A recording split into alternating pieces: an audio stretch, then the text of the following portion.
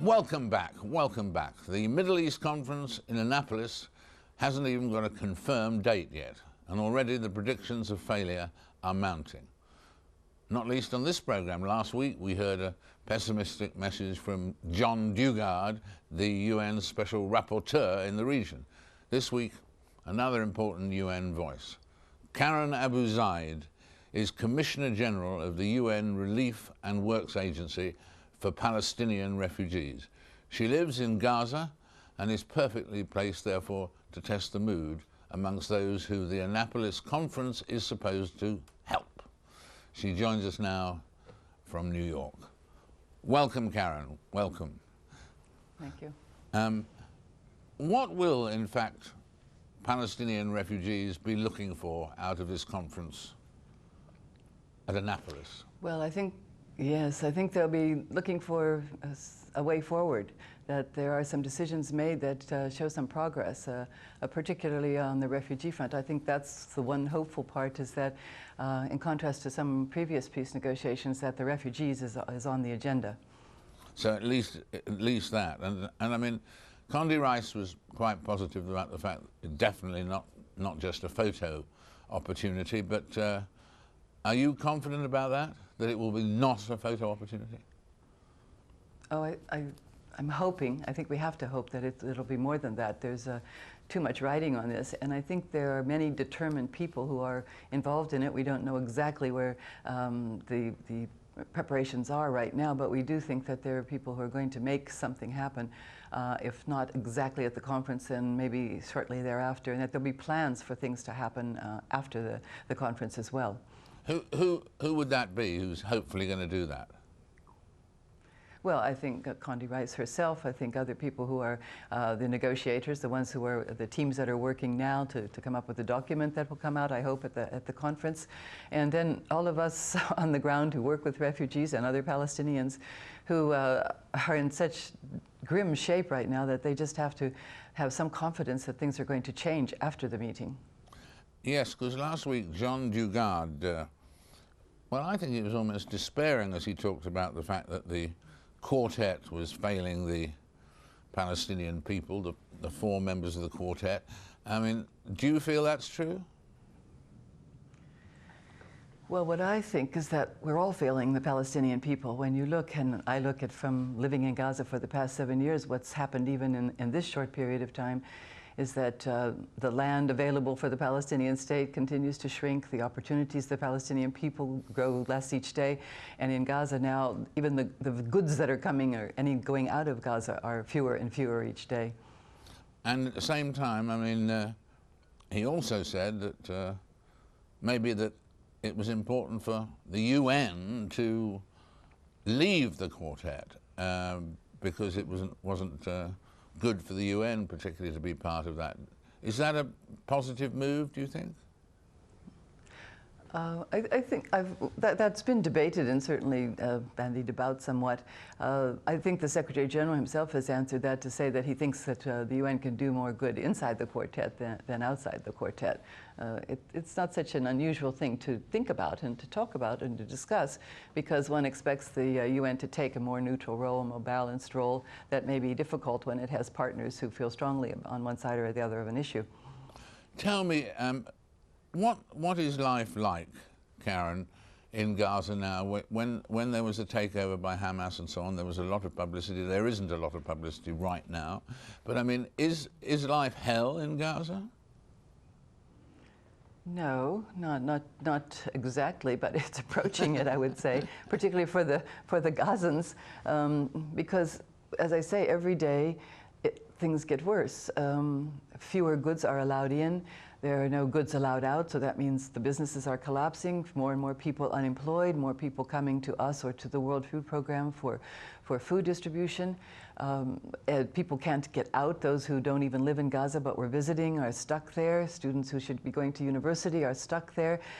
Patients who need long-term care and usually go to either Israel or Jordan for that on a periodic basis are stuck inside. So you just see people, they are the ones that are in despair, or very angry, or just giving up hope. What about Hamas? I mean, do you think there's any hope that well, they'd have to do so much to get the blessing of the United States and Israel, would they? They'd have to give up their desire to destroy Israel and so on and so forth. Do you think Hamas will take a grown-up part in these negotiations within a year, say? Well, I'm hoping so. I mean, one of our points from on the ground there is that when you don't include parties, they become more extreme. You isolate them, and that drives them in the wrong direction. So the objective that you have is not working. There are certainly people that still support Hamas quite strongly. I think there were certainly in earlier days more signs from Hamas that they were ready to talk about some of these things, meet at least some of the conditions. At least they were using the right language, and that's what needs to be encouraged. Well, thank you very much for sharing those thoughts with us, Karen. We could go on for hours, and yes, I hope we will go on again on another day. Good. I'll look forward to that. Thank you very much. Thank you, Karen. Last week on this program, we discussed one aspect of the global economy, namely the price of oil. But the soaring cost of black gold isn't the only cause of worldwide financial jitters. The plunging US dollar and the so-called credit crunch have this week resulted in the scalps of the bosses of two of the world's largest financial institutions. So, what's going on? Should we all be worried? Or put another way, should we all be worried? Joining me right now, once again, is Oxford-based global economist Linda Yeuh, source of the song "I'll Never Find Another You." That was written about you, wasn't it? As well. I wish. Anyway, the thing is, on this basic topic here, moving on from last week's discussion, what about the dollar? Is it the end of the road for the dollar as sort of the world's reserve currency? It looks like it may well be. All the indications are the dollar has now lost so much value against other currencies like the euro since 2002, over 30%. The euro is actually becoming a much more desirable currency. Now, currencies are related to the strengths of the underlying economy. So if the U.S. recovers, the dollar is likely to will remain important. But if the U.S. recovers, then I think it may recover some of its position. But I think otherwise, the world is looking much more multipolar and multi-currency as a result. But I mean, who takes over the role, as it were, of the dollar, of the mighty dollar? I don't think anybody will be able to take the place of the dollar, but the euro is certainly coming up as a competitive currency that corporations are now issuing bonds in, and apparently even supermodels are asking to be paid in euros because they're worried about losing value of the US dollar. Ms. Bunchen, yes, absolutely. Well, now all these things, the credit crunch we heard about and the subprime lending and so on, and a lot of that we heard first about from America and so on. Does it have an effect automatically on everybody else or not? I think initially nobody expected that the subprime crisis in America, that is more risky loans to homeowners who probably didn't have the right credit profile as, say, your average mortgage taker, wouldn't have spread worldwide. But I think what wasn't foreseen was that financial markets have become so sophisticated and globalized. They were trading in derivatives, so they were trading in instruments which were based on these mortgages, and then as a result, one mortgage crisis crunch in the United States has paralyzed global credit markets, and that was certainly quite unexpected when it happened this August. And so what effect does that mean it's going to have on the...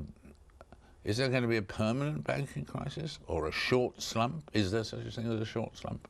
I think it'll be a short slump, possibly a medium-term slump. So in many ways, the credit market was getting going again as banks disclose their losses. So this way, you know, the credit market sort of knows who's most exposed and who's still good to lend to. But that is, to resolve itself, is going to take some time. And I think, unfortunately for the United States, this is coming at a time when its economy is softening. So the combination of a weakening U.S. economy plus this kind of ongoing credit crunch still unraveling means that the global economy isn't looking too good in the near term. And in that sense, though, I mean, you said that no one could really replace America in its old role 3¼ minutes ago, you said. But I mean, can it take up the slack in some way in this area that we're talking about now? Can India and China help? I think in helping the global recovery, India and China has a role to play because they're potentially big drivers of growth, particularly China. But in terms of the currency, I mean, the US dollar has been important for so long. Against other currencies, it has a special status. And the Chinese renminbi and the Indian rupee are just not in a position to replace it because both of those currencies are restricted and actually aren't freely convertible. But what's going to happen? I mean, the thing is, there's one area we deal here in the subject we're talking about so much with confidence. Do you know what I mean? So really, every time we have a discussion about the fact there's going to be a short slump or a medium-term slump, we're adding to the problem because the problem is not reality. The problem is what people think is reality. Is there a danger in being maudlin about these things? Quite possibly.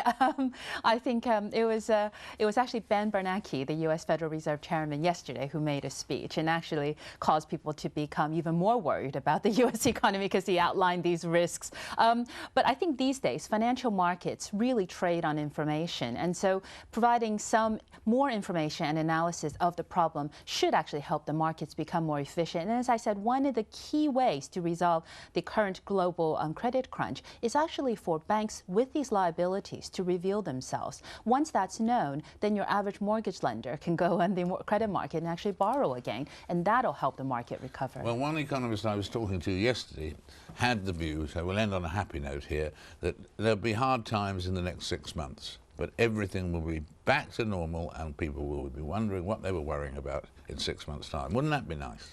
That would be lovely.